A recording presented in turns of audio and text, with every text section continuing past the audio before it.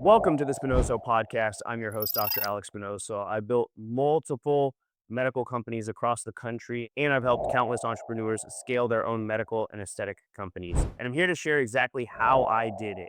This isn't a podcast where I tell you you should do this. This is a podcast where I tell you what I did. I want to help you build your business, take ownership of your life, and become a better leader at home and at work. So let's get into it today, guys. When I was a kid, my mom taught me how to ballroom dance.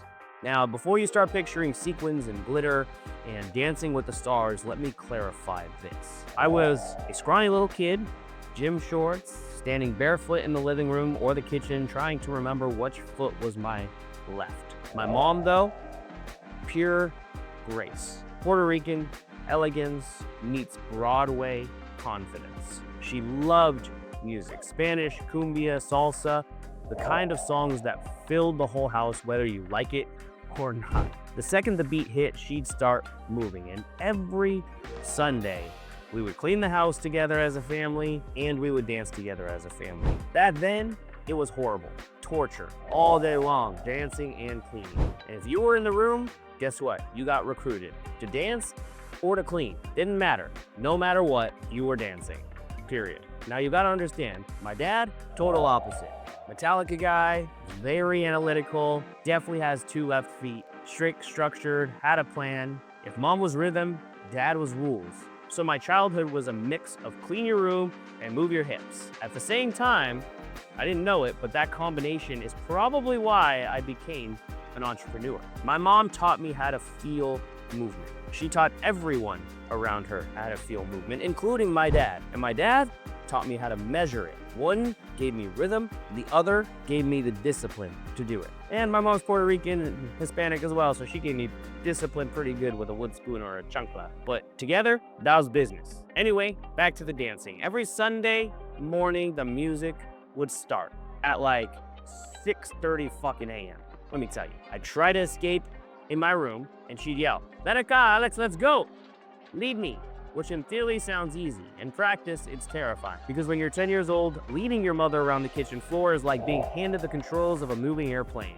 I'd step on her toes, we'd spin the wrong way, I didn't pull right on the left or right hand. At one point, I dipped her so badly she almost landed on the damn dog.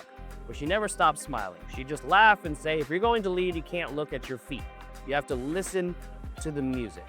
That line stuck with me because that's leadership, guys. That's life. That's entrepreneurship. You can't spend your whole time staring down at the next move, terrified of making a mistake. You've got to listen for the rhythm. You have to trust the flow. The music tells you where to go if you stop trying to control every beat.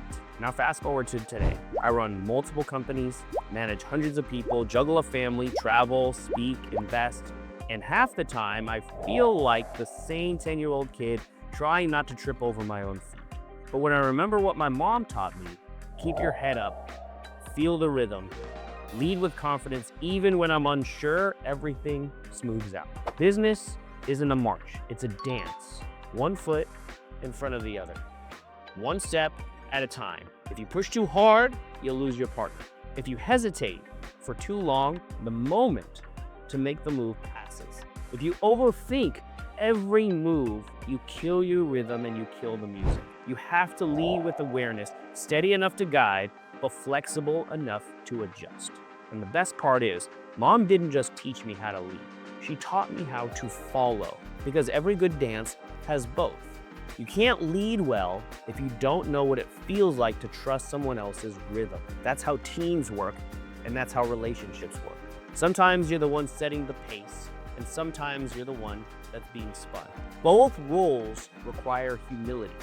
Both require connection. My mom didn't call it leadership, she just called it Sunday. But I think about that all the time now, especially when I'm coaching other leaders who are trying to lead without listening.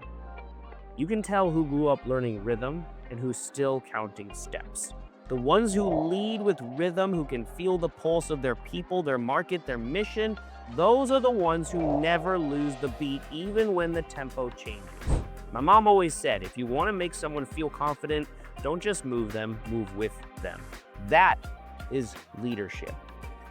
That is parenting. That is marriage, and hell, that's entrepreneurship. The business will always be unpredictable.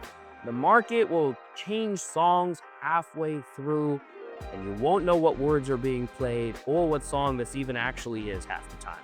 But if you can adjust your rhythm and stay present in the dance, you'll never really fall out of step. Close your eyes and listen to the beat. So yeah, my mom taught me how to ballroom dance. And I may not remember every move she showed me, but I do remember how it felt. Always confident, connected, alive. And that's exactly how I try to lead today. Because when you build your business with rhythm instead of rigidity, when you lead people instead of dragging them, you stop managing chaos and you start dancing with it. So the next time your business feels clumsy, when everything feels out of sync, don't just grind harder. Put your head up, close your eyes, find the beat, and lead like you're dancing with your mom in the kitchen. Because the truth is, the best leaders don't just know how to move. They know how to make everyone around them feel the music too.